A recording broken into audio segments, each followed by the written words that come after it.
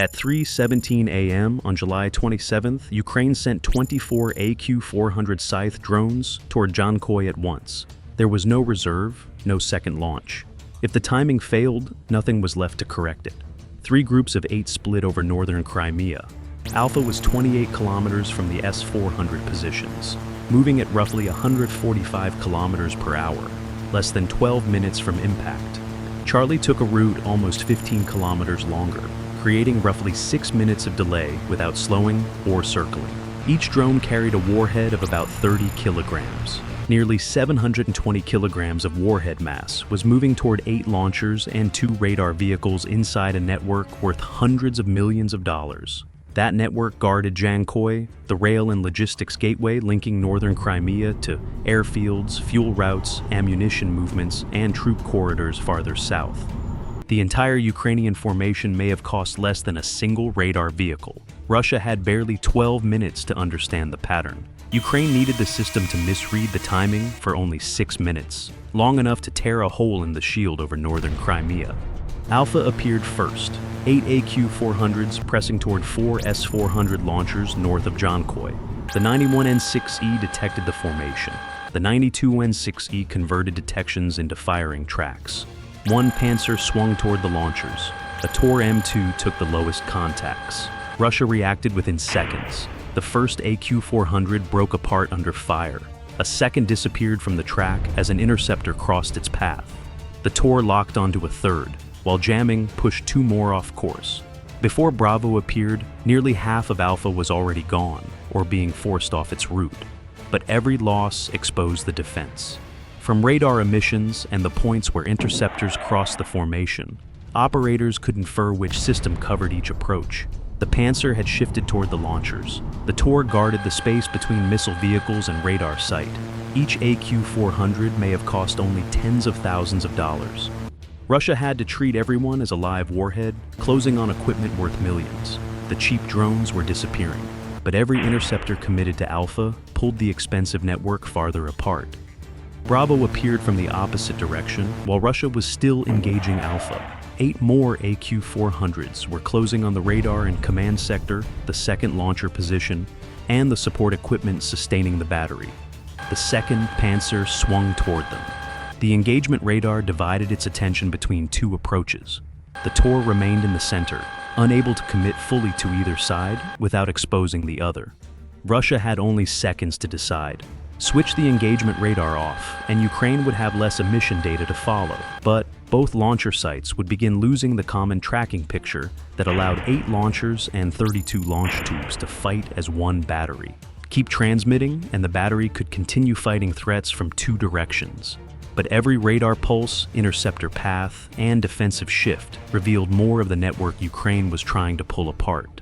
Russia kept transmitting. That was the only practical choice. There were no harmless decoys. Every AQ-400 carried a live warhead, and every route ended at a Russian target. Ukraine had not found a careless radar. It had created a battle in which the radar could not afford to go silent. Charlie appeared from the 3rd direction, while the battery's radars and short-range defenses were still occupied with Alpha and Bravo. The longer route had worked. By the time Russian crews detected the 8 AQ-400s, they were only 11 kilometers from the defended area. At 145 kilometers per hour, Russia had roughly 4.5 minutes. Their assignments had been loaded before launch. 2 were routed toward the 91N6E position. 2 approached the 92N6E sector. 1 carried the command post coordinates. 3 pressed toward the thinner launcher perimeter. The launchers carried the missiles. The radars found the targets. The command post connected detection to fire. Break that chain, and several launchers could lose coordination together. Russia understood the pattern. A Pantsir turned away from Alpha. The Tor shifted priority. Dzhankoi increased the jamming pressure. Radar crews began shutdown preparations and readied the sets to move. 2 Charlie drones were destroyed. 1 was forced outside its terminal corridor. Another lost its control link, but continued along its preloaded route. 5 were still heading toward their assigned sectors. Only 4 still had live control links. Ukraine had created the opening. It was now losing control of the force meant to exploit it, 1 drone at a time. Dzhankoi had severed the control link to 1 AQ-400. The operator's screen had frozen, then gone black. The drone kept flying. Russia had cut off the operator. It had not erased the route stored inside the aircraft. The AQ-400 crossed the fields at low altitude, then climbed toward the 91N6E position. It missed the center of the radar vehicle. The 30-kilogram warhead detonated beside the antenna and support section. The blast tore through external cabling and power equipment. The surveillance radar stopped transmitting. Its crew began preparing the vehicle to move, but the set was already out of the fight. The command post lost its main surveillance feed. The common air picture narrowed, forcing the surviving engagement radar to carry the tracking burden. Pantsir and Tor crews relied more heavily on their own sensors. Detection, confirmation, and target handoff now took longer. Another Charlie was following its preloaded route toward the 92N6E sector. The Pantsir nearest the surviving radar had seconds to choose: stay with the launchers or turn back toward the last working radar. It turned. The first radar was dark. Saving the second had reopened the path to the launchers. The Pantsir turned back toward the last working radar. That reinforced the 92N6E sector, but left the launcher perimeter thinner. Russia could save one part of the battery only by exposing another. Stay with the radar, and Alpha could reach the launchers. Shift back toward the launchers, and Charlie would have a clearer approach to the radar. Split the fire, and neither side would have enough protection. Russia split the defense. One Charlie was destroyed near the 92-6E. The drone behind it continued along its programmed route. The Pantsir reacquired the contact and opened fire, but the turn had cost it the seconds it needed. The AQ-400 crossed the final gap and struck the power and support area beside the engagement radar. The antenna remained standing. The power did not. The 92N6E dropped out of the network. At the same moment, a surviving Alpha emerged through smoke, rolled toward the rear of the first launcher, and struck beneath the missile tubes. Its 30-kilogram warhead detonated on impact.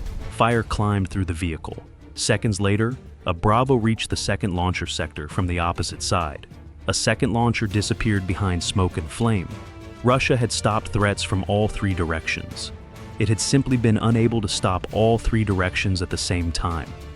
By the time smoke covered both S-400 positions, 17 of the 24 AQ-400s had been shot down, diverted, disabled, or prevented from reaching their assigned sectors.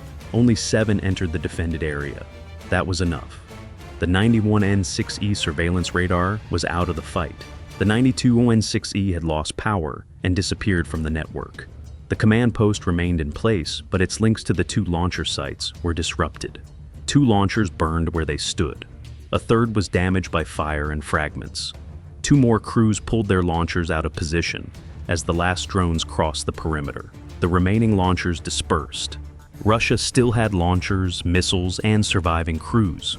What it no longer had was a battery able to detect, assign, and engage targets as one system.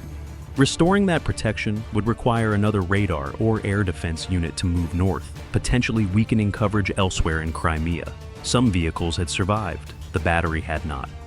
Russia had stopped 17 of the 24 AQ-400s from reaching their assigned sectors. Yet the 7 that entered the defended area were enough to break a network worth hundreds of millions of dollars. The S-400 did not fail because its crews were slow. It failed because its radars, command links, launchers, and short-range defenses could not all be protected at once. Ukraine did not build a drone more powerful than the S-400.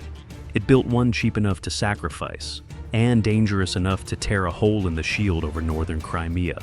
So, what matters more now? The depth of Russia's air defenses or Ukraine's ability to keep forcing them into impossible choices? Tell us in the comments.